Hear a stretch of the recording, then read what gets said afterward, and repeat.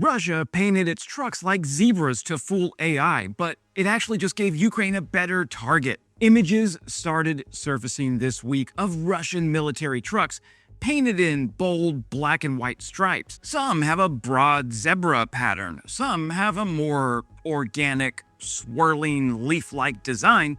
All of them look like the motor pool lost a bet at a strip club. Your first instinct is to laugh. Mine too. But here's the thing, there's a real idea underneath the absurdity, and it's about 109 years old. The problem is that Russia applied it to the wrong century, and in doing so, may have just painted a giant neon target on the vehicles, those same vehicles they were trying to save. Hey friends, I'm Wes O'Donnell, defense journalist, Army and Air Force veteran, which means I spent years in an organization built entirely around finding things that don't want to be found. I have opinions about camouflage. Let's get into it. During the First World War, German U-boats were sinking Allied ships at a rate that threatened to starve Britain out of the war. In 1917, a British Marine painter and naval officer named Norman Wilkinson came up with a counterintuitive answer. You couldn't make a ship invisible on the open ocean, so you don't try. Instead, paint it in bold, clashing, geometric blocks of color, mostly black and white, in patterns designed to break up the ship's outline.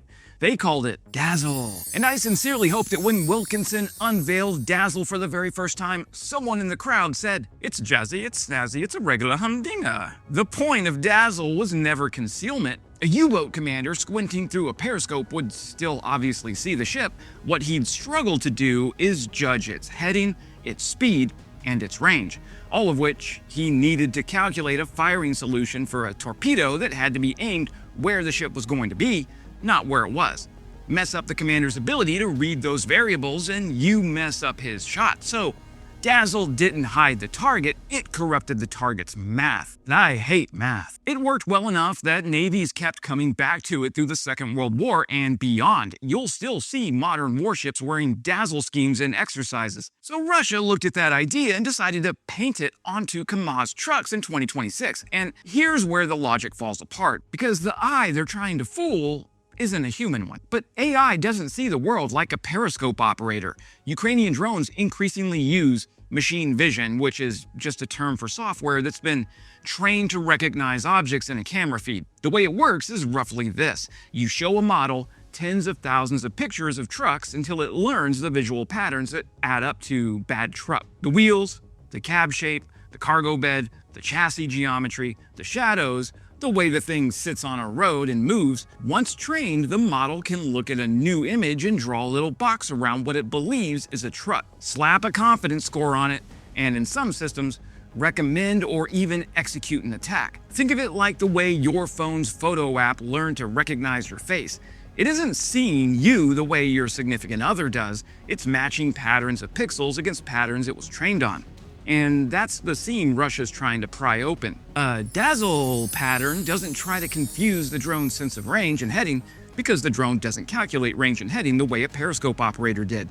Copying Dazzle onto trucks fundamentally misunderstands how machine vision works. The torpedo problem and the object recognition problem are not the same problem. Russia took a solution built for one and bolted it onto the other. What the paint might actually do is something different. By covering a truck in high contrast patterns that the model has never seen, you might break up the edges and the shapes the software learned to look for, lowering its confidence that this is a truck at all, or that it's a truck worth hitting. I said might. Let's hold on to that word. I spent 4 years on the E3 Sentry AWACS, part of a flying sensor platform built around finding and tracking things that don't want to be found. And one thing you learn fast in that world is that human perception and algorithmic detection fail in completely different ways. A human gets distracted, gets tired, gets confused by context. An algorithm gets confused by patterns it hasn't been trained to handle, and then it gets retrained, and then it isn't confused anymore. The adaptation speed is the whole story, and I'll come back to that. But let me be fair to the Russian engineers here, because there's a charitable version of this that isn't entirely stupid. There are 4 plausible ways that this paint could do something. First, It could lower object detection confidence. If a drone runs a detection model in the family of the popular YOLO-style systems, the kind that draw bounding boxes around objects in real time, then a weird, high-contrast pattern can fracture the edges the model relies on and break the visual relationship between the cab and the cargo body. In theory, the model might score the truck below its threshold it needs to act. There's real academic work on what's called physical adversarial camouflage showing that carefully designed patterns can fool object detectors. The catch is that those are mathematically optimized patterns generated by researchers, not Sergei found a paint roller in a vague memory of a documentary about battleships. The statistical likelihood that a Russian conscript found some paint and applied the exact mathematical formula down to the millimeter to fool computer vision would be like winning the lottery in Texas while getting hit by lightning and bitten by a great white shark in the Gulf of Mexico simultaneously. Second, it could interfere with tracking. Finding a truck is only step one. The drone then has to keep the truck locked as the camera shakes, the angle changes, and the target turns. High contrast stripes create visual clutter that can make that tracking less stable, especially at distance or under motion blur. Third, it could muddy classification. The drone might still register vehicle, but hesitate on the more specific question: military truck, civilian truck, armored vehicle, or just background junk. If the system needs a classification confidence threshold before it commits, a moment of hesitation is worth something for Russia. Fourth, it could throw off image matching seekers. The war zone makes the point that the same idea may be aimed at electro-optical and infrared seekers that work by matching what they see against a reference image, particularly during the autonomous search phase rather than the final attack run. That's the most charitable read of the Russian logic. They're not trying to survive the moment an angry Ukrainian operator has already found them. They're trying to survive the search, the part where a drone is loitering on a road and looking for something truck-shaped to ruin. That's the argument in favor of what the Russians are doing. Now, let me knock it down. Let's start with the human in the loop. Most Ukrainian AI-assisted drones still keep a person on or in the loop for the kill decision. The AI assists, the human confirms. And no Ukrainian drone operator alive is going to look at a Russian logistics truck painted like a carousel horse and think, that one looks confusing. Better let it through. He's gonna think something much shorter, probably in Ukrainian, and then press the button. Against the human eye, the Dazzle paint doesn't make the truck harder to find. It makes it the most conspicuous thing on the entire road.